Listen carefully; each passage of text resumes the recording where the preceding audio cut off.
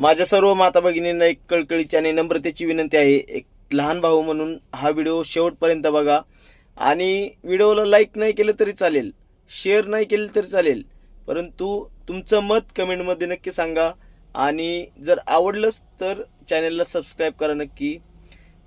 मी थोड्या वेळापूर्वी एक पॉडकास्ट पाहत होतो आणि संभाजीनगरची एक महिला होती, जिच्या पतीने म्हणजे नवऱ्याने 10 एकर क्षेत्र, प्रॉपर्टी, पैसा, जो शिल्लक बँक बॅलन्स होता, सगळं काही शेअर मार्केटमध्ये घालवलं आणि त्याच्यानंतर 10 ते 15 वेळेस सुसाईड म्हणजे आत्महत्या करण्याचा प्रयत्न केला आणि त्याच्यानंतर शेवटी त्यांनी आत्महत्या केलीच.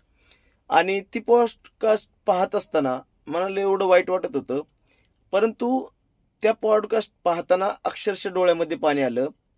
द लाईफ स्टोरी या पॉडकास्टच्या चॅनलवरती मी ती पॉडकास्ट पाहिली होती. परंतु त्या ताईंचं म्हणणं असं होतं आणि मी 100% त्या गोष्टीला सॅक्रिफाय आहे की त्या बोलत होते की ज्या महिलांचे पती एक्सपायर होतात, मिस्टर एक्सपायर होतात, त्यांनी पती एक्सपायर झाल्यानंतर सुद्धा तुम्ही त्या सर्व गोष्टी करा ज्या तुम्ही नवऱ्यासोबत असल्यानंतर करता. म्हणजे जसं की कोणता सण असेल तर कपाळाला टिकली लावा, सिंदूर भरा, गळ्यात मंगळसूत्र घाला, पायात जोडवी घाला, हातात बांगड्या घाला.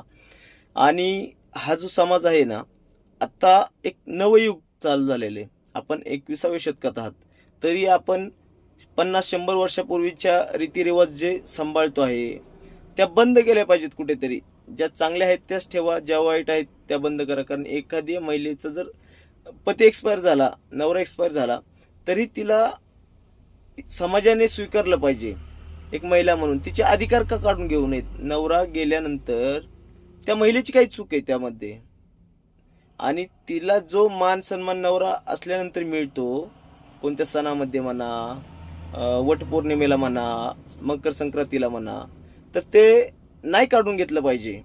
आणि त्या महिलांनाही ते सण हक्काने साजरे करण्यासाठी आपण सर्वांनी बळ दिलं पाहिजे.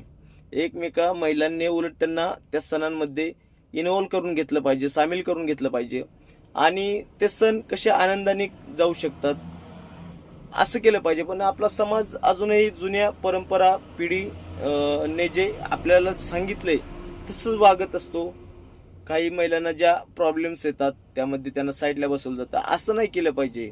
मला त्या ताईंची पॉडकास्ट एवढी आवडली, मी त्यांना ओळखत नाहीये काही नाही, परंतु या व्हिडिओच्या माध्यमातून त्या ताईंचे खूप खूप आभार आणि त्यांना खूप धन्यवाद देतो की एक नवीन रीत त्यांनी चालू केली आहे की ज्या पण महिला विधवा आहेत त्यांनाही समाजाने स्वीकारलं पाहिजे. त्यांनाही त्यांचे जे सर्व अधिकार आहेत, जे नवरा असताना त्यांना भेटायला पाहिजेत, ते सर्व अधिकार त्यांना भेटले गेले पाहिजेत.